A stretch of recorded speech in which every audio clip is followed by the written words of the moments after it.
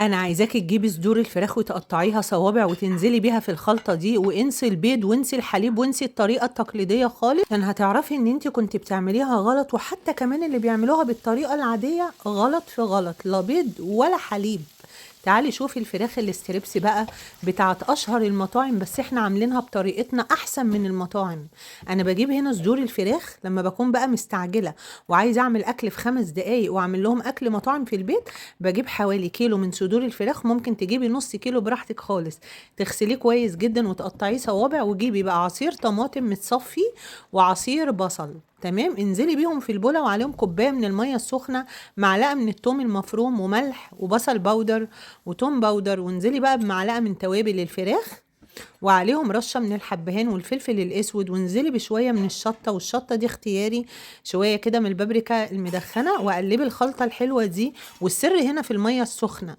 انزلي بقى كده بالفراخ بتاعتك اللي انت قطعتيها صوابع، وقلبي وسيبيها بقى في التلاجة 3 4 ساعات. يا سلام، المية السخنة هتخليها لك بقى مستوية من جوه اللي احنا حطيناها دي، وكمان هتفرق قوي في التسوية. هنا بحضر صينية فيها دقيق، فيها معلقة من توابل الفراخ، وشوية كده من البصل البودر، شوية من الملح، وهنزل كمان بفلفل اسود. انزلي عليهم بقى برشة كده من الحبهان، نفس التوابل اللي حطيناها في الخلطة، وهنقلب كده خلطة الدقيق.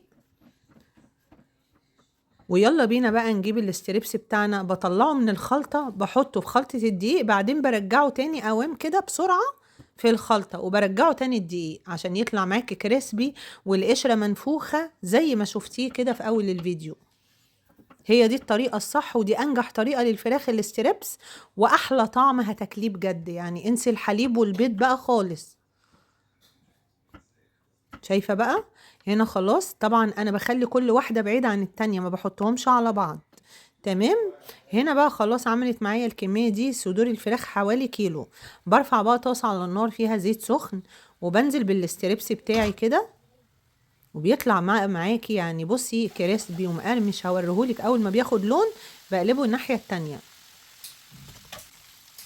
بصوا لونه يجنن ازاي. يلا بقى نبدأ ان احنا نطلعه على مصفى تكون تحتها صينية، علشان خاطر ينزل الزيت الزيادة ويفضل كريسبي من اول واحدة لاخر واحدة.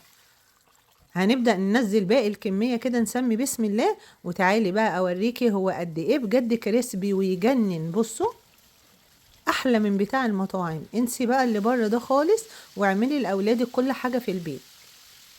هنا فضل عندي الكمية دي، طبعا انا مش هقلي الكمية كلها لان ما شاء الله كيلو صدور الفراخ بيرمي كتير جدا يا جماعة.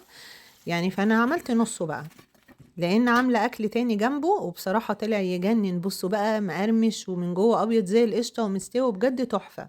لازم تجربوه. ما تنسوش تحطوا لي كومنت حلو، ما تنسوش تصلوا على الرسول عشان نكسب اجر سوا.